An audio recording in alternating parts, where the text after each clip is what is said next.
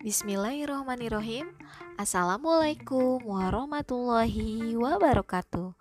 Selamat pagi anak-anak. Apa kabar hari ini? Semoga semuanya sehat selalu ya. Bertemu lagi kita dalam pembelajaran tematik. Kali ini kita akan membahas tema 5F, panas dan perpindahannya. Seperti biasa, sebelum kita belajar, mari kita membaca doa terlebih dahulu agar pembelajaran kita hari ini diberikan kemudahan, keberkahan oleh Allah Subhanahu wa taala dan ilmunya bermanfaat bagi kita semua. Amin. Berdoa masing-masing di dalam hati, dimulai. Berdoa selesai. Oke, kita mulai ya pembelajarannya. Kalian fokus ya. Nah, tujuan pembelajaran kita hari ini adalah yang pertama, agar dapat mengetahui manfaat energi panas dari beberapa sumber panas. Yang kedua, agar kita dapat mengetahui perbedaan suhu dan kalor. Dan yang ketiga, agar dapat mengetahui pemuaian benda padat, cair, dan gas. Langsung aja ya, kita bahas satu persatu. Let's go! Yang pertama, Ibu akan menjelaskan tentang sumber energi panas. Apa aja sih sumber energi panas? Nah, sebelumnya, energi panas merupakan salah satu jenis energi di sekitar kita. Energi panas tidak dapat kita lihat, tetapi dapat kita rasakan. Energi panas berasal dari sumber energi panas. Beberapa sumber energi panas antara lain adalah matahari, api, listrik, gesekan, dan panas bumi. Nah, kalian pasti sudah sering melihat sumber energi panas ini ya. Oke, sekarang Ibu mau kalian memperhatikan gambar-gambar berikut ini. Nah, gambar yang pertama tuh sebelah kiri atas adalah gambar saat menjemur pakaian. Kira-kira saat kalian atau ibu kalian menjemur pakaian, energi panas yang dibutuhkan itu berasal dari mana coba? Ya betul, dari matahari ya, dari panas matahari, betul. Gambar yang kedua di sebelah kanan ya, atas. Nah, itu adalah solder ya. Ini biasanya digunakan oleh para teknik-teknisi ya. Kira-kira sumber panasnya dari mana nih? Ada yang tahu nggak? Iya betul, dari listrik. Betul sekali. Sekarang gambar yang terakhir, gambar yang ketiga di bawah nih. Ini adalah kegiatan memasak ya, di dapur ada ibu dan ada anak yang memasak di dapur. Kira-kira nih yang di depan ibu tuh gambar apa tuh? Sumber energi panasnya dari mana tuh kalau memasak? Iya, betul sekali. Api. Ya, api yang ada di kompor ya. Memasak menggunakan kompor, sumber panasnya dari api. Betul. Kalian semua hebat bisa menjawab ya. Nah, sekarang kita bahas satu persatu ya. Yang pertama adalah matahari. Nah, sumber panas matahari ini merupakan sumber energi panas dan cahaya yang tak terhingga ya. Jadi banyak banget tidak terhingga ya. Tanpa matahari, bumi akan gelap gulita dan tidak mungkin ada kehidupan. Energi panas dan cahaya matahari ini dimanfaatkan untuk berbagai keperluan, antara lain adalah pada tumbuhan ini digunakan untuk fotosintesis. Nah, lalu fotosintesis itu adalah membuat makanan ya pada tumbuhan ya, proses pembuatan makanan pada tumbuhan ya dengan menggunakan bantuan cahaya matahari dan air. Nah, selanjutnya itu digunakan lagi untuk menghangatkan badan. Nih, kita di masa pandemi ini kita sering berjemur ya. Itu juga bisa untuk menghangatkan badan juga, untuk memberikan vitamin ya pada tubuh kita. Lalu mengeringkan pakaian yang tadi ya, menjemur pakaian, mengeringkan pakaian, serta mengeringkan padi, jagung, dan ikan asin. Matahari juga bermanfaat untuk pembuatan garam dan siklus air. Nih, kalian harus tahu nih, ternyata matahari juga membantu siklus air. Apa sih siklus air itu? Ada yang tahu nggak? Nah, kita simak baik-baik nih gambar yang satu ini. Nah, ini adalah siklus daur air. Apa peran matahari di sini? Nah, matahari di sini berperan untuk membantu penguapan ya, penguapan air laut. Nah, menguap yaitu bisa disebut juga evaporasi. Nanti kita akan belajar lebih detail lagi tentang siklus air di tema selanjutnya. Yang pasti matahari ini sangat membantu siklus air ya. Seperti gambar yang sudah kalian lihat di sini, membantu penguapan ya pada air laut. Gitu anak-anak. Selanjutnya nih, sumber panas apa lagi nih selanjutnya? Yaitu adalah api. Nah, api adalah cahaya dan panas yang dikeluarkan bila sesuatu terbakar. Nah, biasanya api dapat berasal dari kompor. Coba kalian dekatkan kedua tangan kalian ke kompor yang menyala. Nah, kalian pasti akan merasakan panas ya. Nah, api yang berasal dari kompor ini biasanya digunakan untuk memasak. Nah, apa sih sumber berasal dari mana nih api nih kira-kira? Ada yang tahu nggak? Api ini berasal dari mana?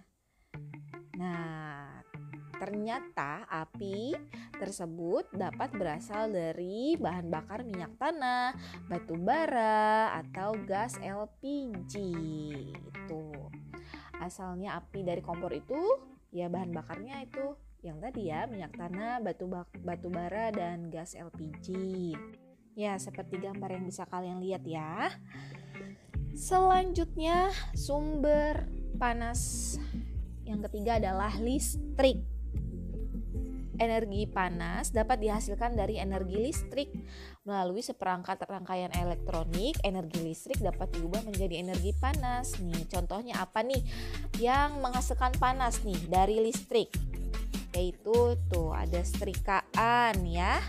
Terus ada kompor listrik, ada magicom atau penanak nasi ya, pembuat nasi listrik ya. Lalu ada pula yang itu water heater ya, yang di rumahnya pakai water heater pasti tahu nih, pemanas air untuk mandi.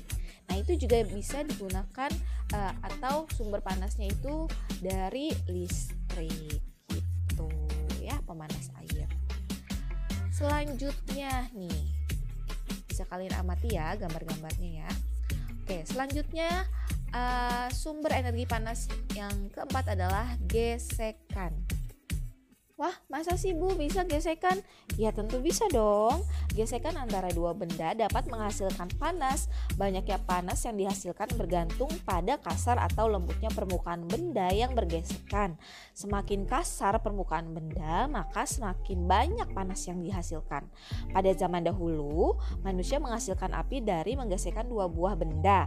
Benda yang biasa digunakan adalah kayu dengan kayu atau batu dengan batu.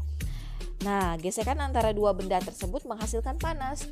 Lama-kelamaan, panas dari gesekan kedua benda dapat menimbulkan percikan api. Nah, atau kalian bisa mencoba nih di rumah menggesekkan kedua telapak tangan kalian nih. Coba apa yang kalian rasakan? Apakah terasa hangat?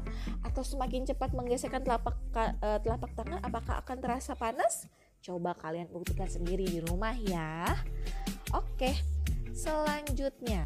Sumber energi panas yang terakhir yang akan Ibu jelaskan adalah panas bumi.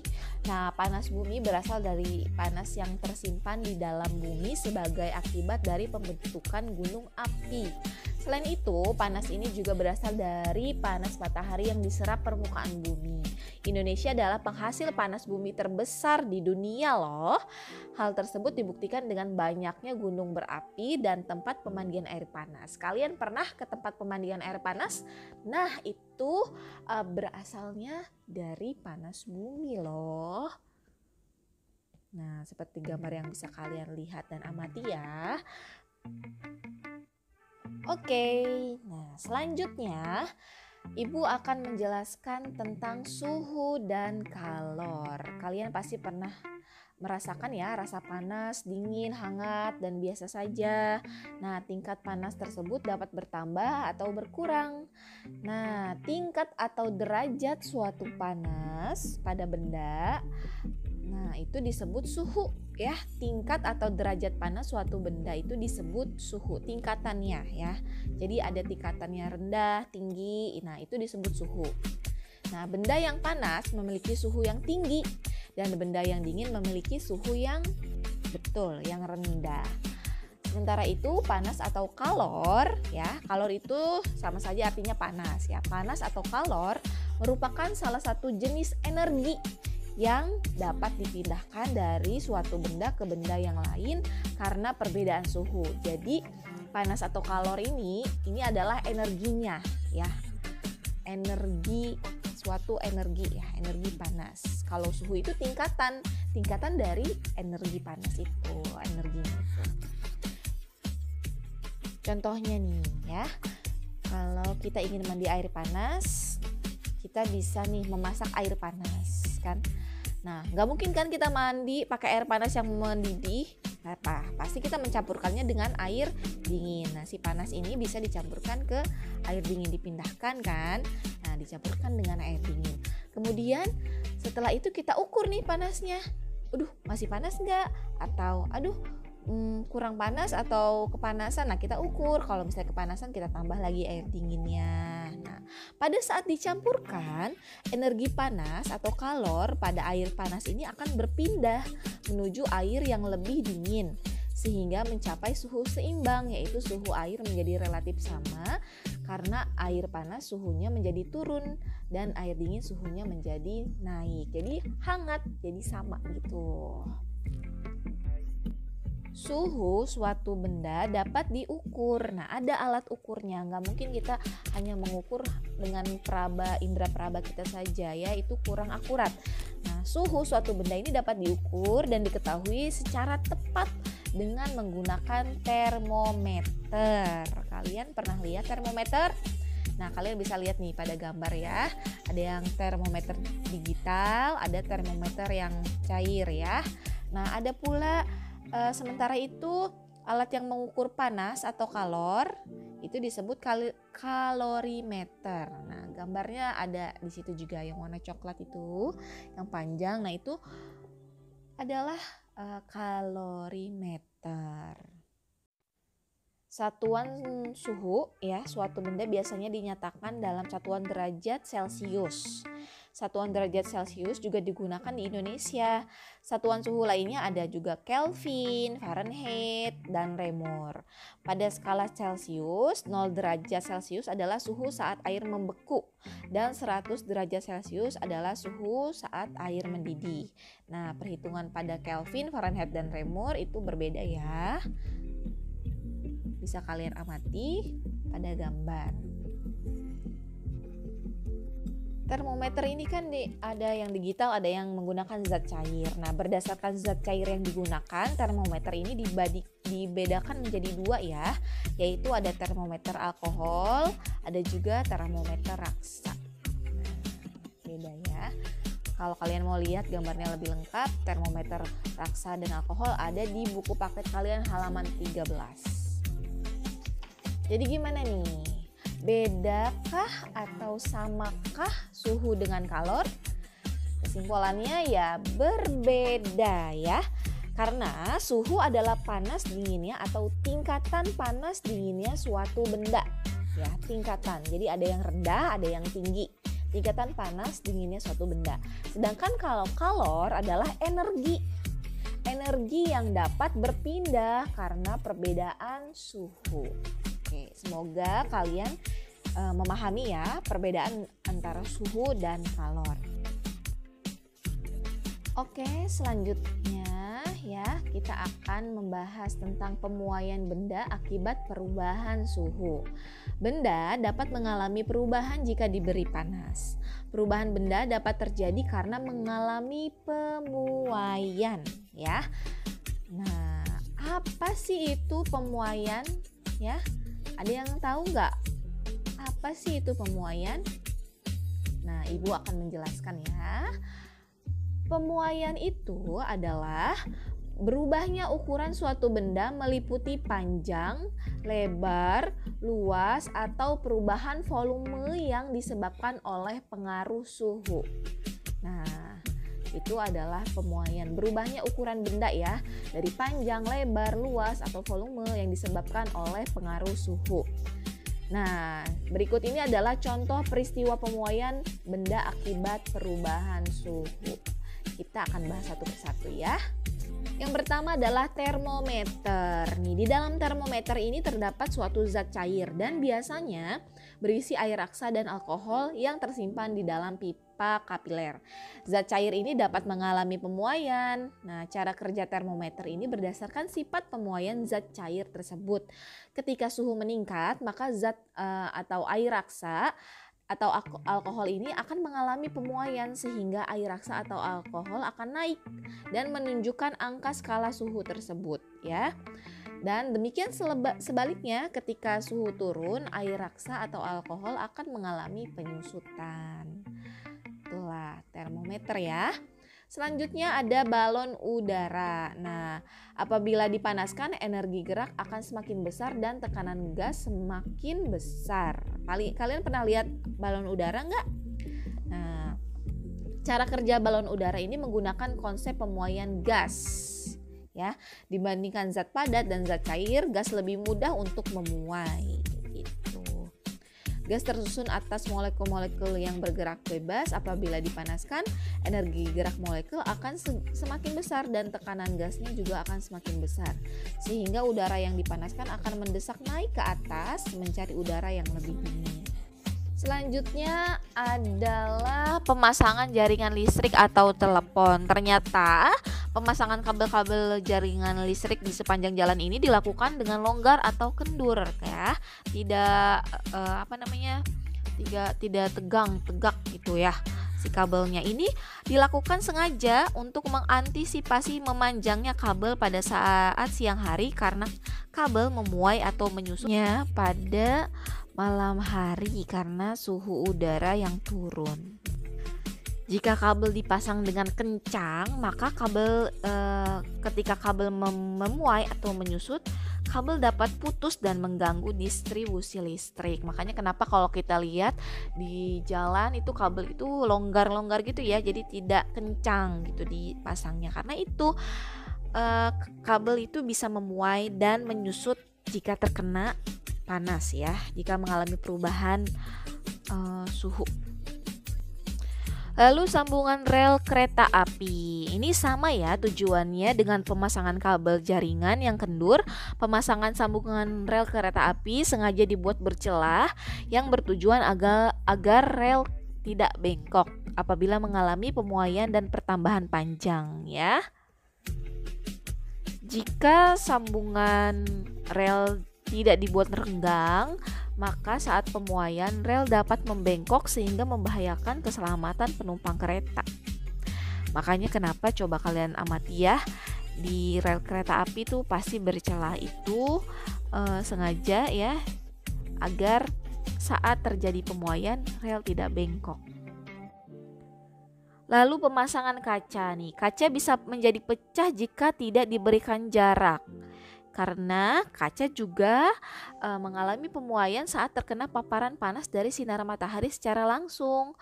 Nah, hal tersebut terjadi karena pemuaian panjang yang menekan bagian tepi kaca. Nah, untuk itu setiap kaca yang dipasang pada jendela selalu diberikan sedikit jarak atau ruang pada bagian tepi.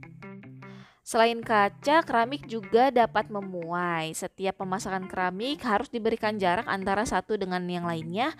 Di tengah-tengah ruang tersebut biasanya diisi dengan bahan nut yang memiliki sifat fleksibel.